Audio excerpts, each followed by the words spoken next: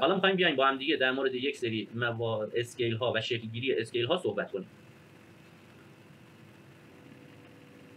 کلا یک گره چجوری ایجاد میشه؟ هر اسکیلی که بخواد باشه، هر اسکیل در واقع بین دو تا فلگ لیمیتی که اسکیل در فرض مثال 90 باشه، گره‌ای که میاد این دوتا رو به هم دیگه وصل میکنه یک اسکیل بالاتر میشه.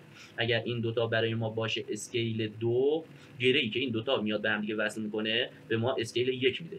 حالا بچه‌ها بیاید این نکته دیگر رو ببینید فرقش با این حالت چیه.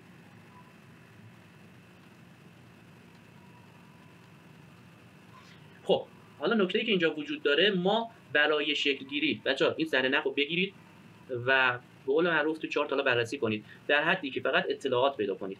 حالا کار خیلی ساده‌تر پیش میبرم براتون. ما مگه نگفتیم که بین دو تا اسکیل 2 ما یا اسکیل 3 یا اسکیل 100 ما میتونه یا بیاد این دوتا رو به هم دیگه بدوزه، یا میتونه به این صورت قیمت بیاد به سمت بالا و هنوز به اسکیل 2 بالای ما نرسه. اسکیل 1 ما زمانی شکل میگیره که توسط دو تا اسکیل 2 شکل قرار بگیره. اسکیل 3 ما زمانی شکل میگیره که بین دو تا فلگ لیمیت اسکیل 4 قرار بگیره. نکته، پس چیزی که برای ما مهمه اینه که قیمت ببینیم اولا روی چه اسکیلی نشسته، نکته اول. دوما چه اسکیلی رو از بالاتر اینگالف کرده. نکته دوم اینو بچه‌ها با طلا باید بنویسید. حالا اینجا قیمت اومده روی اسکیل 2 شما نشسته، چه اسکیلی رو بالا برخورد کرده یا اینگالف کرده یا هر چیز دیگه ای. حالا برخورد یا اینگالف فرق نمیکنه با اسکیل 2. اینجا چه اتفاقی حالا روی اسکیل 2 هستش و اون گره‌ای که اینجا شکل گرفته چه اسکیلی بهتون میده؟ آیا میتونید بگید اینجا اسکیل 1 بهتون میده؟ نکته اول روی چه دی پی چه اسکیلی نشسته باشه. نکته دوم با چه اسکیلی برخورد و اینگالف کرده باشه. میخواد باشه یه اسکیل به من بگو. اینو اسکیل چند دوست داری؟ 5 10 11. وقتی ما داریم میگیم هر گره‌ای بچه‌ها که مثلا اسکیل x باشه بین پازهای هم مقیاس خودش شکل میگیره. یعنی نیا کن الان اونجایی که شما گیج شدین اونجا اسکیل 2 داشتید، شما اسکیل 2 داشتید.